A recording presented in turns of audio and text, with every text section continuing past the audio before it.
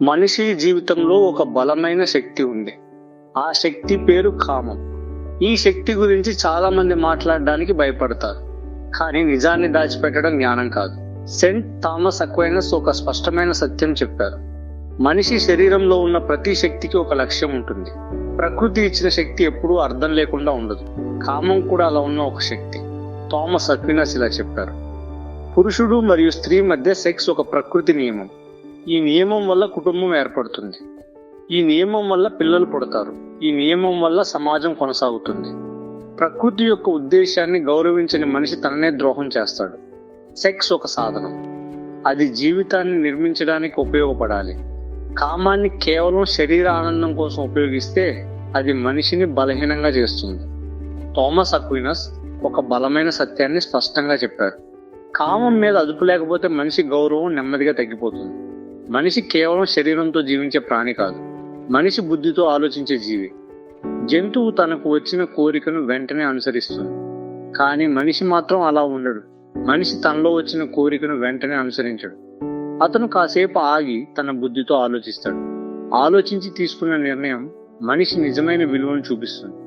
మనిషి శరీరంలో కోరికలు ఒక వేగంగా పరిగెత్తే గుర్రంలా ఉంటాయి. మనిషి బుద్ధి ఆ గుర్రాన్ని దారి చూపించే నియంత్రణ లాంటిది. నియంత్రణ లేకుండా దూసుకెళ్లే గుర్రం ఎప్పుడైనా ప్రమాదం తెస్తుంది.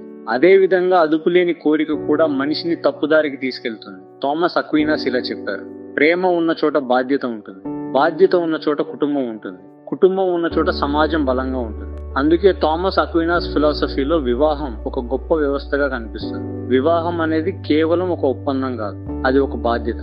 ఒక పురుషుడు ఒక స్త్రీకి ఇచ్చే గౌరవం, ఒక స్త్రీ ఒక పురుషుడికి ఇచ్చే నమ్మకం. ఈ బంధంలో సెక్స్ ఒక భాగం మాత్రమే, కానీ ఆ భాగం ప్రేమతో కలిసినప్పుడు అది పవిత్రంగా మారుతుంది. శరీర ఆనందం తాత్కాలికం, కానీ గౌరవం మరియు ప్రేమ దీర్ఘకాలం నిలుస్తాయి. ఒకరోజు ఒక యువ విద్యార్థి థామస్ అక్వినస్ దగ్గరకు వచ్చాడు. అతని ముఖంలో ఆందోళన స్పష్టంగా కనిపించింది. ఆ యువకుడు తన మనసులో ఉన్న భారాన్ని నేరుగా బయటపెట్టాడు. నా మనసు కామంతో మరియు ఎన్నో కోరికలతో నిండిపోయింది. నాకు ప్రశాంతతతో జీవించే మార్గం కావాలి.